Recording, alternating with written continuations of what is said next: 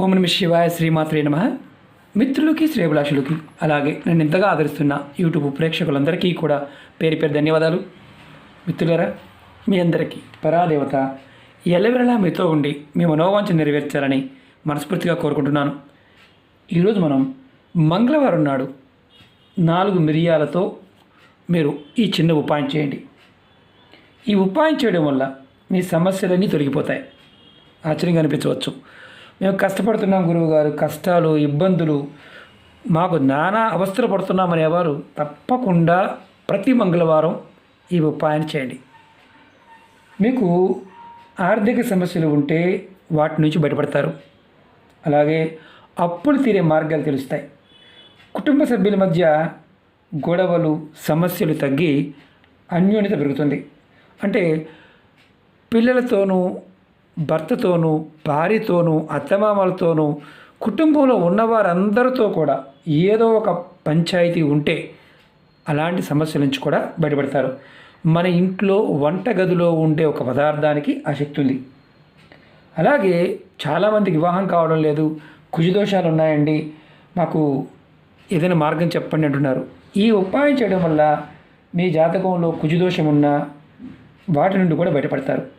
మీ జాతకంలో కుజగ్రహం బలపడుతుంది. మీరు ఏ పని చేసినా ధైర్యంగా చేయగలుగుతారు. మేము చాలామంది అంటుంటారు, గురువుగారు మేము ఏం చేద్దామన్న ధైర్యం సరిపోవట్లేదు. అలా అనిపించేవారు కూడా ఈ ఉపాయం చేయండి, ఖచ్చితంగా మీకు ధైర్యం పెరుగుతుంది. అలాగే మీరు చేస్తున్న పనుల్లో ఆటంకాలు లేకుండా పూర్తవుతాయి. అలాగే మీకు ధనలాభం కలుగుతుంది. ఈ ఉపాయం చేయడం వల్ల మిమ్మల్ని వెంటాడుతున్న దౌర్భాగ్యం తొలగిపోతుంది, అదృష్టం వరుస్తుంది. మీ జీవితంలో అనేక అద్భుతమైన మార్పులు చూస్తారు. ఆశ్చర్యంగా అనిపించవచ్చు, కానీ నేను చెప్పే విధానం జాగ్రత్తగా వినండి, స్కిప్ చేయకుండా చూడండి. ఆ విధంగా ప్రయత్నించండి.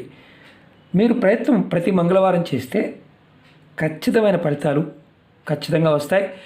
నమ్మి విశ్వాసంతో ప్రయత్నించండి. నమ్మకం లేని వారు పొరపాటు ప్రయత్నించవద్దు. అలాగే చాలామంది అడుగుతున్నారు, గురువుగారు మాకు ఆ సమస్య ఈ సమస్య అని. ఎన్నో సమస్యల మీద వీడియోలు చేశాను. ఛానల్లో ఉన్న ప్లేలిస్ట్లోకి వెళ్ళండి లేదా వీడియోస్లోకి వెళ్ళండి. మీరు ఆ పదార్థము ఆ సమయము మీరు చేయగలిగితే ప్రయత్నించండి. అర్థం కాలేదనుకోండి, వీడియో చూసారు అర్థం కాలేదనుకోండి, చేయటం మానేయండి. ఎందుకంటే చాలామంది సగం సగం చూడటం తర్వాత కామెంట్ చేయడం, ఏదో తెలుసుకుందాం, తప్పు వాళ్ళది కూడా కాదు, వారి మానసిక స్థితి అలా ఉంటుంది కాబట్టి అలా చేస్తూనే ఉంటారు.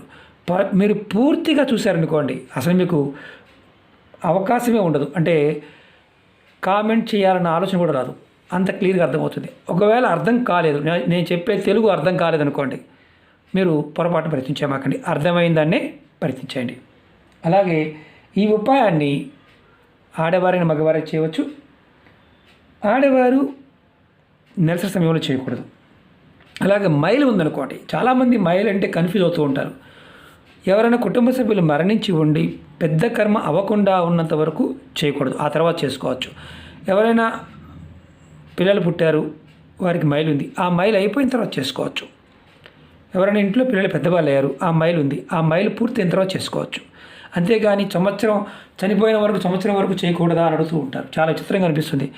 ఎన్నిసార్లు చెప్పినా అడుగుతూనే ఉంటారు. కారణం ఏంటి తెలియకపోవడం వల్ల అనుకుంటున్నాను. చనిపోయిన తర్వాత మీ పెద్ద కర్మ కంప్లీట్ అయిన తర్వాత నిర్భయంగా ఉపాయం చేసుకోవచ్చు.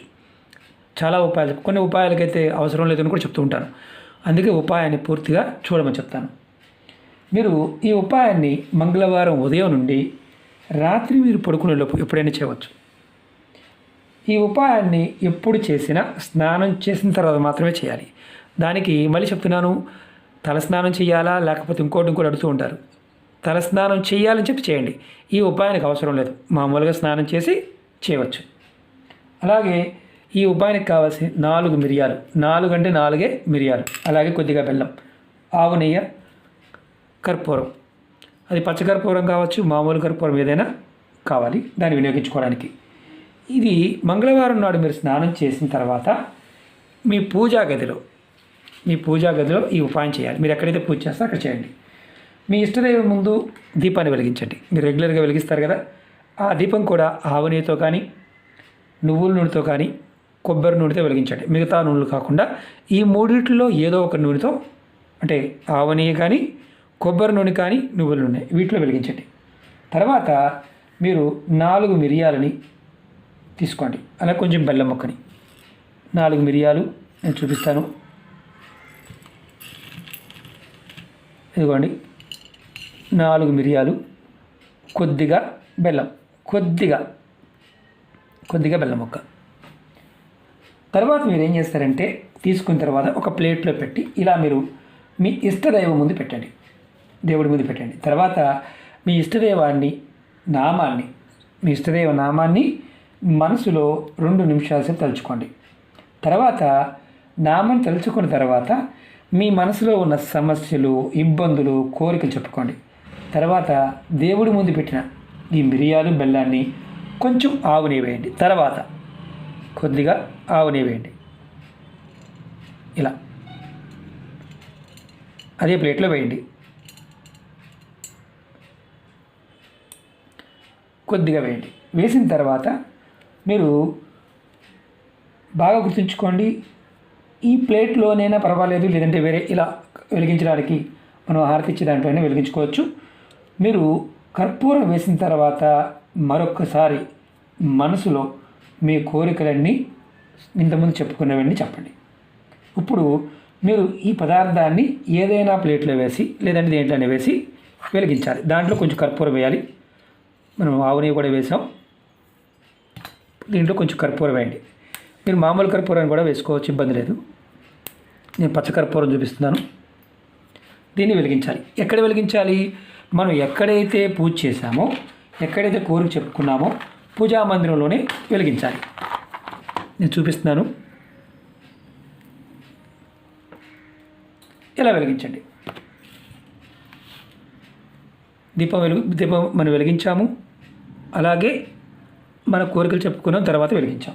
ఇప్పుడు మనం చేయవలసింది ఏంటంటే, మీరు ఇది వెలుగుతున్నంతసేపు కూడా మీ మనసులో మీ ఇష్టదైవాన్ని నామాన్ని మనసు తలుచుకోండి.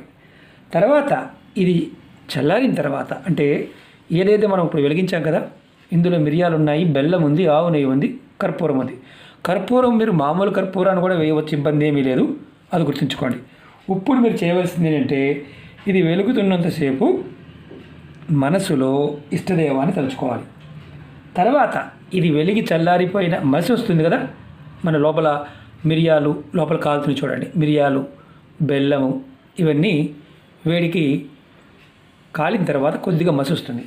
ఈ మసిని మీరు మీ మామూలుగా ఎక్కడైనా సరే చెట్టు మొదల్లో వేసేయచ్చు, లేదంటే మీ కిచెన్ షింక్ ఉంటుంది కదా, మామూలుగా మనం సామాన్లు కడుక్కుంటూ ఉంటాం, దానిలో అయినా సరే కడిగేయవచ్చు. ఇలా మీరు ప్రతి మంగళవారం చేయండి. ప్రతి మంగళవారం కుటుంబంలో ఎవరో ఒకరు చేయండి. ఇలా చేయటం వల్ల మీ జీవితంలో అద్భుతమైన మార్పులు చూస్తారు. మీ జీవితం మారిపోతుంది. సమస్యలు, ఇబ్బందులు ఇలాంటి వాటి నుండి బయటపడతారు. భార్యాభర్తలు, కుటుంబ సభ్యుల మధ్య అన్యోన్యత పెరుగుతుంది. ప్రేమానురాగాలు పెరుగుతాయి. అదృష్టవంతులు అవుతారు. ఇది తేలికైన సిద్ధి ఉపాయం, అంటే ఖచ్చితంగా పనిచేస్తుంది అర్థం. ప్రయత్నపూర్వకంగా చేసి ఫలితాన్ని పొందండి. అలాగే మీకు ఈ వీడియో నచ్చినట్లయితే లైక్ చేయండి, ఛానల్ని సబ్స్క్రైబ్ చేసుకోండి, పక్కనే ఉన్న గంట సింబల్ని యాక్టివేట్ చేసుకోండి, 10 మంది మిత్రులకి షేర్ చేయండి. అలాగే మన కొత్త ఛానల్ లింక్స్ కూడా వీడియోలో మీకు కింద వీడియో డిస్క్రిప్షన్లో ఇవ్వడం జరిగింది. వాటిని కూడా సబ్స్క్రైబ్ చేసి గంట సింబల్ని యాక్టివేట్ చేసుకోండి. అలాగే ఫేస్బుక్ లింక్ కూడా ఇవ్వడం జరిగింది. మీకు వీడియోలు రానివారు ఎవరైతే నోటిఫికేషన్ రావడం లేదని అడుగుతున్నారో వారందరూ కూడా నేను ఫేస్బుక్లో షేర్ చేస్తూ ఉంటాను. ఎందుకంటే ఒక్కొక్కసారి యూట్యూబ్ నుంచి కూడా నోటిఫికేషన్ రావడం లేదు, దానివల్ల చాలామంది ఇబ్బంది పడుతూ ఉన్నారు. కాబట్టి మీరు ఫేస్బుక్లో కంపల్సరీగా ఫ్రెండ్ రిక్వెస్ట్ పంపించండి. మీకు నేను ప్రతి వీడియో ప్రతిరోజు చేసిన వీడియోని షేర్ చేస్తూ ఉంటాను.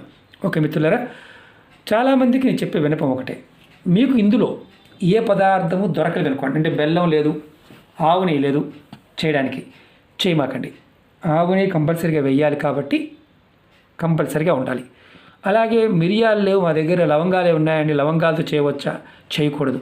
ఏ పదార్థం అయితే చెప్తున్నానో ఆ పదార్థంతోనే చేయండి. బెల్లం లేదు, ఇందులో ఏ పదార్థం లేకపోయినా ఉపాయాన్ని చేయవద్దు. అలాగే ఉపాయం చెప్పిన తర్వాత మీకు అర్థం కాలేదు, ఏం చేయాలో కూడా అర్థం కాలేదు, అప్పుడు ఉపాయాన్ని చేయకుండానే ఉండండి. అర్థమైతేనే చేయండి, అర్థం కాకపోతే ప్రయత్నం చేయవద్దు. ఇది నా హంబుల్ రిక్వెస్ట్. అలాగే ఈ ఉపాయం చేస్తూ మిగతా ఉపాయాలు చేయవచ్చా అని అడుగుతూ ఉంటారు. ఈ ఉపాయం చేస్తూ మిగతా ఉపాయాలు చేయవచ్చు. ఏదైనా వీడియోలో మీకు నేను ఈ ఉపాయం చేస్తూ మిగతా ఉపాయాలు చేయవద్దు అంటే మాత్రం చేయవద్దు. అంతేగాని మీరు ఏమి చెప్పలేదు అంటే నిర్భయంగా చేయవచ్చు అని అర్థం. ఓకే మిత్రులారా, ఓం నమః శివాయ, శ్రీమాత్రే నమః.